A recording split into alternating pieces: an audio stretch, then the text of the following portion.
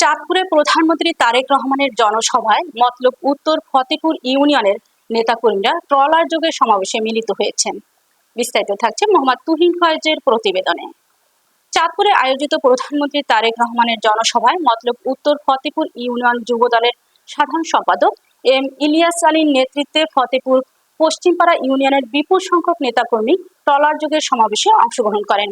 সকাল থেকে একলাসপুর বকুলতলা ট্রলারঘাট এলাকায় নেতাকর্মীদের উপস্থিতিতে উৎসবমুখর পরিবেশের সৃষ্টি হয়। দলীয় স্লোগান, ব্যানার, ফেস্টুন ও শৃঙ্খলাবদ্ধ প্রস্তুতিতে ট্রলার যাত্রা পরিণত হয় এক প্রাণবন্ত আয়োজনে। এই ট্রলার যাত্রায় সার্বিক সহযোগিতা করেন ফতেপুর পশ্চিম ইউনিয়ন যুবদলের সাধারণ সম্পাদক, ইউনিয়ন পরিষদের চেয়ারম্যান প্রার্থী এম ইলিয়াস আলী।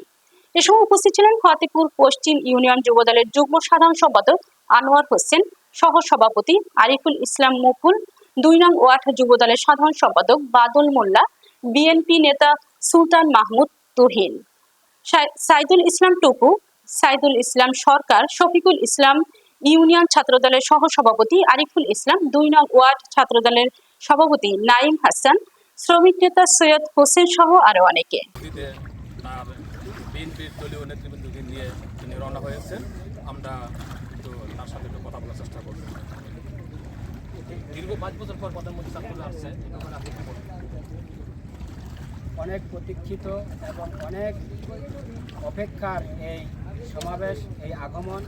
আপনারা জানেন দীর্ঘ 22 বছর পর বিএনপির চেয়ারম্যান জনাব তারেক রহমান, বাংলাদেশের প্রধানমন্ত্রী চাঁদপুরে আগমন উপলক্ষে আমরা চাঁদপুর 2 আসনের মাননীয় এমপি আলহাজ ডক্টর জালালউদ্দিন ভাইয়ের নির্দেশক্রমে আমরা সেই প্রধানমন্ত্রীর আগমনকে আরও সাফল্যমণ্ডিত করার জন্য এই মতলব উত্তরের অন্তর্গত 11 নং পশ্চিম ফতেপুর ইউনিয়নের পক্ষ থেকে আমরা বিভিন্ন অঙ্গ সংগঠনের নেতাকর্মীরা সেই চাঁদপুরে যাচ্ছি। প্রধানমন্ত্রীর কাছে আমাদের মতলবের উন্নয়নে কি দাবি করবে আপনারা কাজ করছেন?